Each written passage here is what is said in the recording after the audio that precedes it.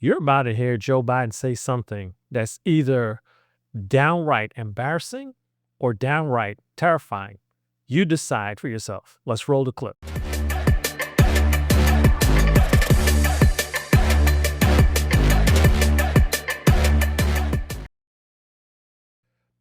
All right, this was making waves.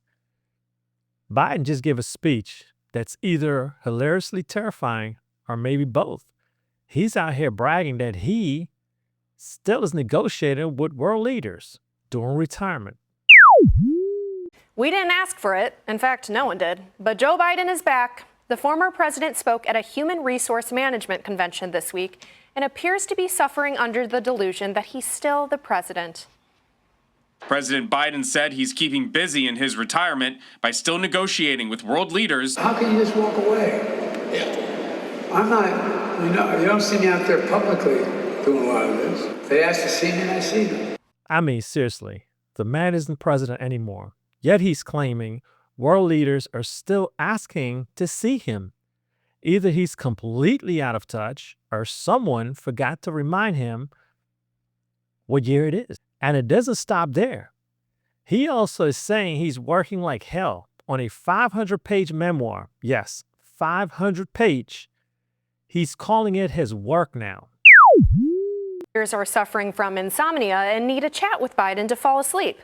Even here at home, Biden says he's chatting with Democrats and Republicans, perhaps to ask what actually happened during his time in office, because he's, quote, working like hell to write a whopping 500-page memoir by March, which is sure to debut near the bottom of the bestsellers list. Now look, every former president writes a book, but the way he's talking about it, you'd think he's still in office. The panel joked it ended up at the bottom of the bestsellers list, and honestly, they're probably right.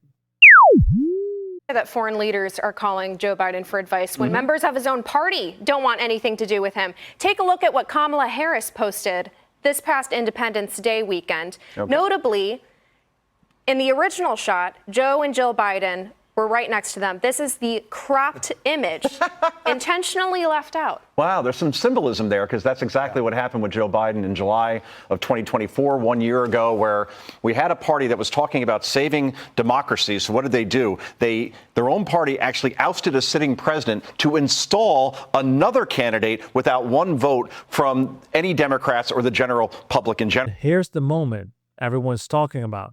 Kamala Harris, I know, bear with me. Kamala Harris posted a 4th of July photo. And guess who got cropped out? Joe and Jill Biden.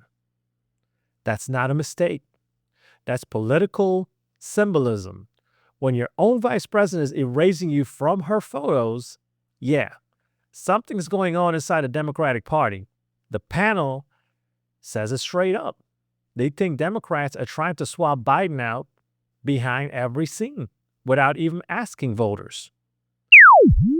So they talk about saving democracy, yet they're doing the Soviet-style installation. I saw in that package that we just played that Joe Biden is still negotiating with world leaders. What exactly is he negotiating?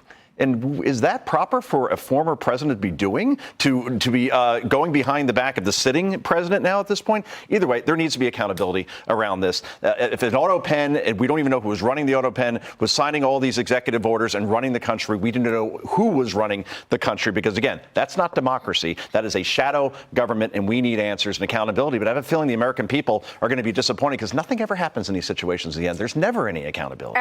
They're calling it a Soviet-style installation, arguing that unelected insiders are literally the ones making decisions, not Biden.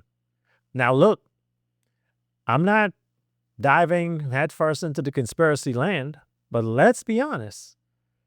There are valid concerns about who's calling the shots when Biden struggles. Listen to Representative James Comer discuss how Congress is going to hold those Democrats accountable. I think was going to happen when they all initially agreed to come in voluntarily was that they were going to plead executive privilege and not answer our questions. They don't have that. President Trump's waived it. They're going to have to answer our questions, and we will hold them in contempt of Congress. And Republicans in Congress are jumping on this. They want testimony from Biden's doctors and other officials. They say it was time to find out who was really making the calls. And what do you think so far? Drop your thoughts in the comments. Remember, like, subscribe. A couple of names that stood out to me on the list of former Biden officials that Republicans plan to bring in: former White House Press Secretary Karine Jean-Pierre, who recently announced her exit from the Democratic Party, and also Dr. Kevin O'Connor, Biden's White House physician, who insisted repeatedly in public medical reports that Biden was all fine and well. What do you make of that? Listen, President Trump won the 2024 election.